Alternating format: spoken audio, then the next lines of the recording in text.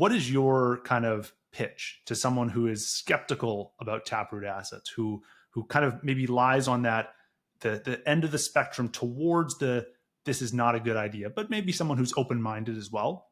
Yeah. What's your pitch to them about why they should be interested, why they should be kind of like looking at Taproot Assets and kind of like engaging with this idea, and what it could mean for Bitcoin? Yeah, I think, rarely are these things so black and white, right? Like, dare I say that there is often some, nuance involved in some of these discussions. And so, of course, you need to look at the cost and you need to look at the benefits of any of these things. And so I think some of the skepticism that you're rightly outlining, like, yeah, that definitely goes in the cost column. I mean, there's all sorts of hypothetical sort of issues we might imagine about, like, stable coins is another really big, obviously, category that people are thinking about for Taproot Assets. What happens if I have a bunch of these kind of centralized issuers?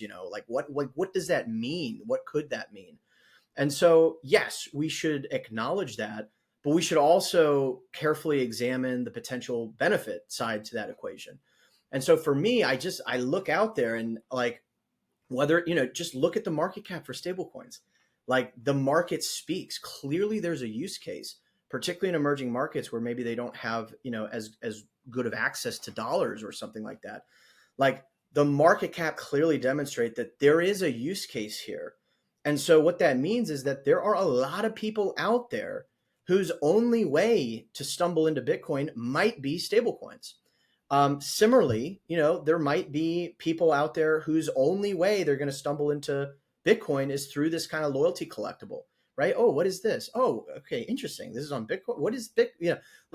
So I view that as the core benefit. So you say, okay, this is a way for many more individuals to kind of stumble. You're basically just, we think of Bitcoin as the life raft, right?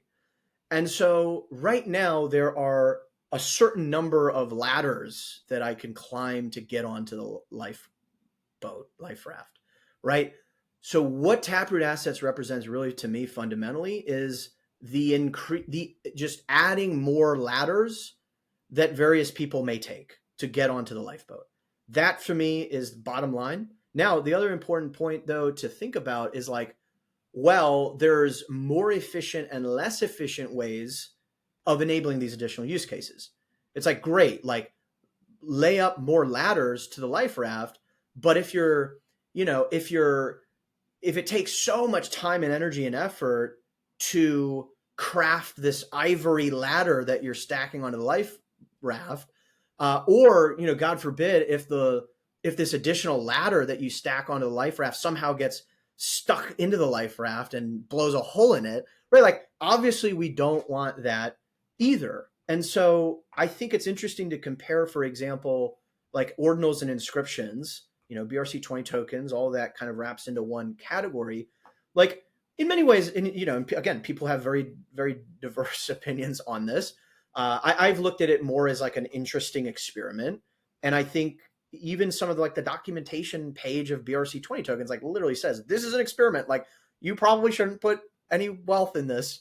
And it even says, like, Taproot Assets, I think they used, Taro, is a way more efficient way of doing these types of use cases. So while it was the case that ordinals, inscriptions took off first in the sense that these are people just kind of hacking these things together, they are a much less efficient way to unlock some of these additional use cases from the perspective of, like, block space.